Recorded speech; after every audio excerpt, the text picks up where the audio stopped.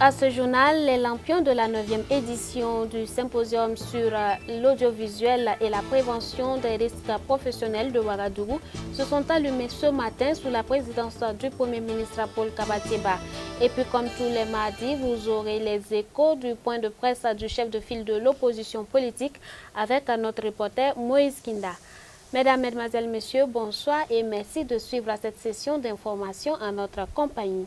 Le symposium sur l'audiovisuel et la prévention des risques professionnels de Ouagadougou a ouvert les portes de sa 9e édition ce matin dans la cuvette de la salle de conférence de Ouaga 2000.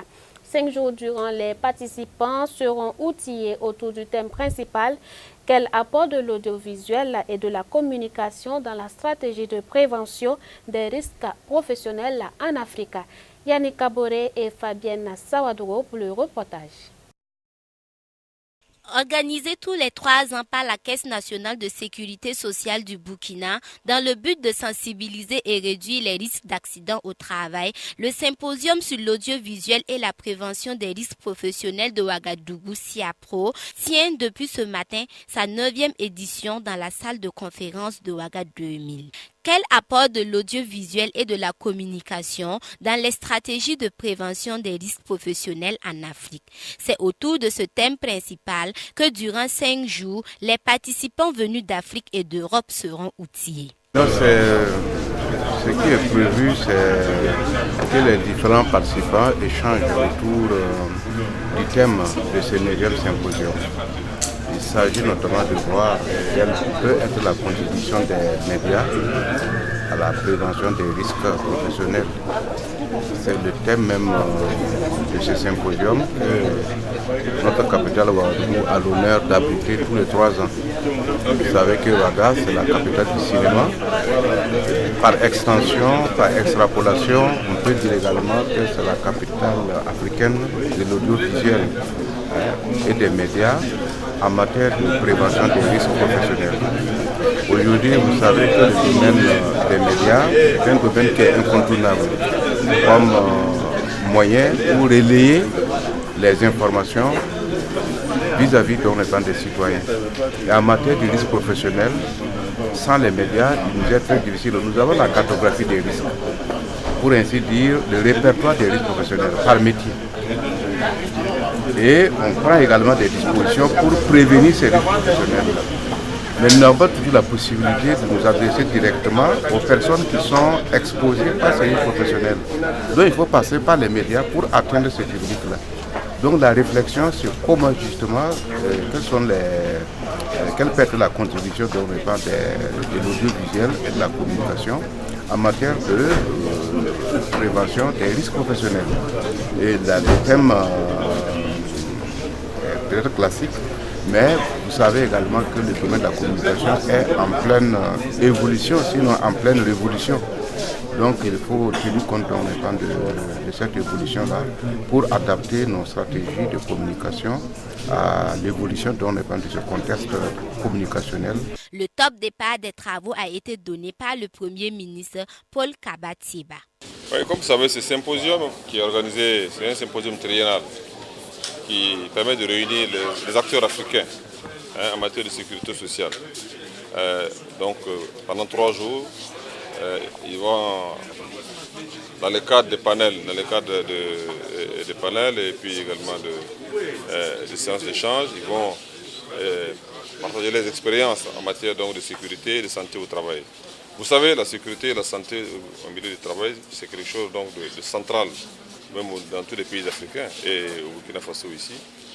C'est pourquoi, dans le cadre du plan national de développement économique et social, vous voyez que la question du facteur humain, notamment la question du capital humain, est au cœur du plan national de développement économique et social.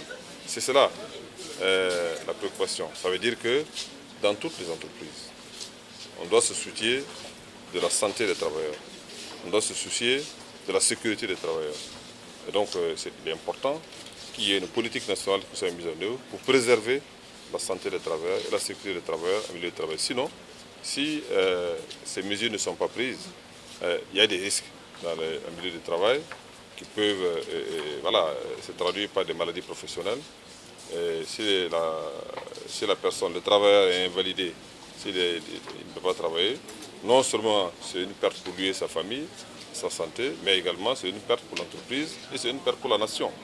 Donc il est de l'intérêt de tous, de l'intérêt du travailleur, de l'intérêt de l'entreprise, de l'intérêt donc de l'État, de faire en sorte que les travailleurs soient donc en bonne santé. Le SIAPRO attend de voir à l'issue de cette session de formation des résultats palpables au niveau des pays ayant expérimenté l'audiovisuel et la communication comme stratégie de prévention. Je vous l'annonçais en titre à l'hebdomadaire point de presse du chef de file de l'opposition ce mardi 18 septembre 2018. La parole a été donnée à la jeunesse de l'opposition. L'insécurité au Burkina Faso, le chômage des jeunes, la crise du logement et la marche-meeting prévue le 29 septembre prochain sont les points évoqués à cette rencontre. Le point dans ce reportage de Moïse Kinda. Les jeunes de l'opposition politique burkinabé ont vivement décrié l'insécurité grandissante au Burkina. Ils ont déploré également l'affrontement entre Kogolwego et Dozo à Karangaso-Vigué. Sur les 4 points qui étaient à l'ordre du jour, ils ont dénoncé des manquements du pouvoir en place et aussi, ils ont proposé des solutions. De ce fait, nous, jeunesse de l'opposition, proposons que soit créé un cadre de concertation des groupes d'autodéfense qui réunira les dirigeants des Dozo, des Kogolwego, Ruga et autres, et qui sera présidé de manière tournante. Ainsi, nos forces de défense et de sécurité, ainsi que l'Agence nationale de renseignement, pourront travailler avec cette fêtière. En outre, cela permettra d'éviter les affrontements entre groupes d'autodéfense et aura l'avantage de fédérer toutes les actions utiles, toutes les stratégies idoines en vue de contribuer efficacement à lutter contre l'insécurité dans notre pays. L'ensemble des mesures annoncées par le gouvernement ou quelquefois mises en œuvre s'avèrent dérisoires et s'apparentent plus à du saupoudrage. Les prêts ne permettent pas de créer des petites entreprises. Le nombre de postes au concours a été réduit, pendant que la fraude a pignon sur rue dans des sociétés comme la CNSS. C'est une jeunesse abandonnée à elle-même et qui semble avoir perdu tout repère. En plus du chômage, les jeunes burkinabés sont confrontés à l'épineuse équation du logement. À cause de la politique mafieuse du MPP, la surenchère et les spéculations foncières ont pris une tournure plus inquiétante. Le citoyen moyen, qu'il soit fonctionnaire, commerçant, entrepreneur ou salarié du privé, aura économisé 10 à 15 ans pour pouvoir s'acheter une parcelle à Ouagadougou et 20 ans ou plus pour pouvoir construire. Le loyer devient de plus en plus cher. N'ayant pas le choix, de nombreux jeunes couples habitent les zones non loties. Pour la marche-meeting des forces vives, il est bon de rappeler qu'elle répond à l'immobilisme du pouvoir ayant actuel à apporter des réponses claires aux préoccupations pressantes du moment. En ce qui concerne les problèmes de logement, seule la pression pourrait amener ce régime à abandonner les deals sur le foncier et à se concentrer sur les besoins réels des populations en général et des zones non loties en particulier. Selon eux, un appel a été lancé par les conférenciers à toute la jeunesse des villes et campagnes pour une grande mobilisation à cette journée de marche-meeting du 29 septembre 2018. L'actualité hors de chez nous, le tout premier train au monde fonctionnant à l'hydrogène a été mis en marche pour la toute première fois hier lundi, en Allemagne du Nord bien sûr. Et c'est la nouvelle trouvaille de l'entreprise française Alstom.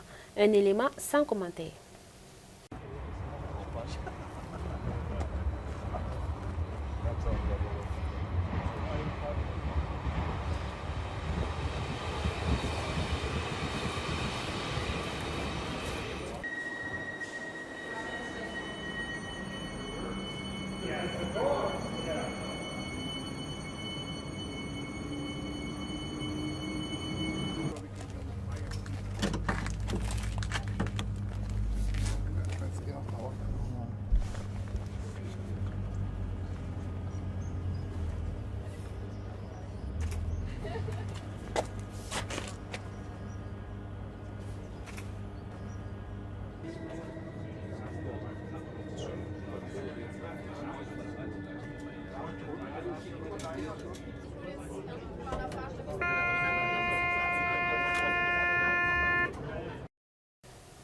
Une réunion entre le président turc et son homologue russe aurait permis de parvenir à un accord sur le sort de la province syrienne d'Idlib.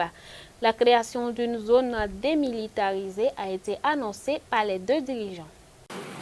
Vladimir Poutine et Recep Tayyip Erdogan sont parvenus à un accord sur le sort de la province syrienne d'Idlib.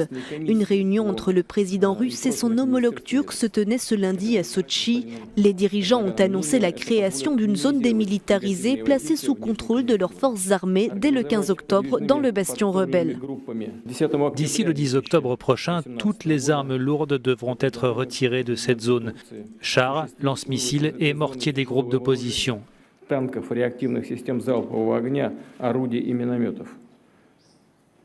Cette approche est soutenue par le gouvernement syrien.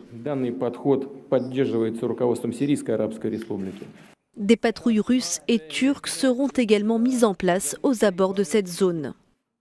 L'opposition restera dans les zones où elle est présente. En retour, nous veillerons à ce que les groupes dits radicaux ne soient pas actifs dans cette zone. À cette fin, la Russie et la Turquie vont entreprendre des patrouilles coordonnées aux deux frontières de la zone démilitarisée.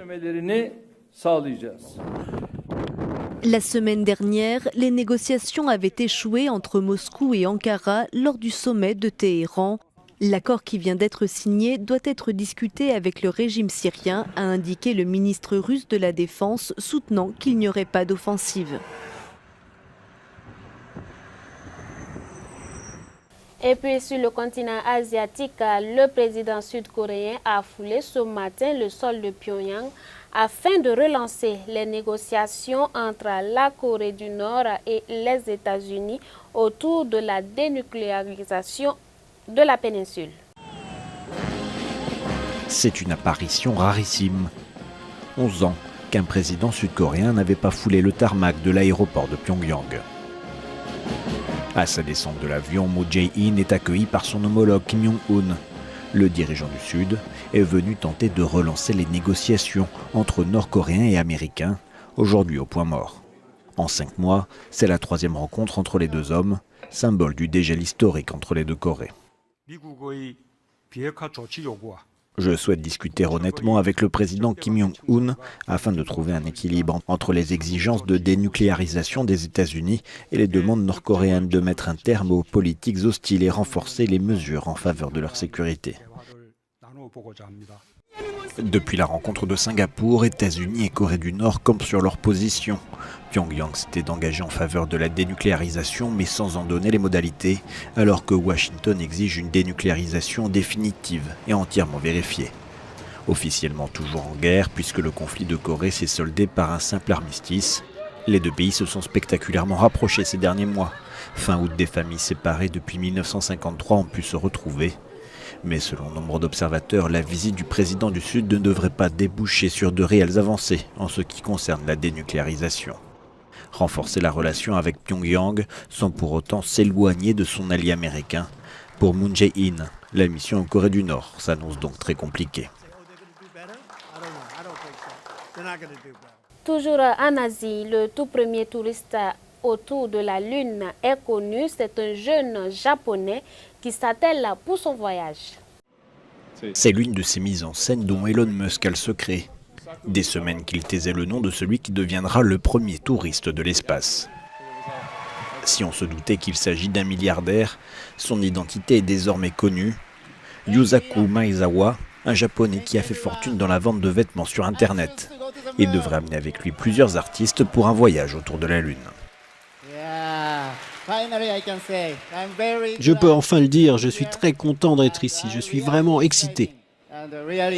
C'est un honneur et j'apprécie de partager cette annonce avec vous.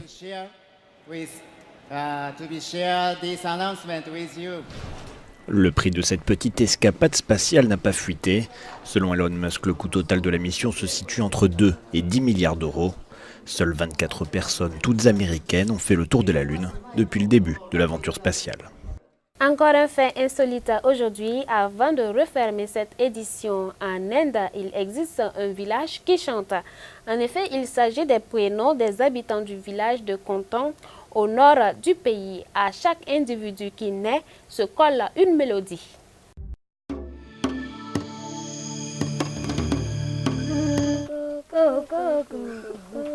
Ce n'est pas une chanson d'écolier qu'entonnent ces enfants du village de Kongtong au nord de l'Inde, mais bien leur prénom. Ici, les 700 habitants ont tous une mélodie attitrée, inventée à leur naissance.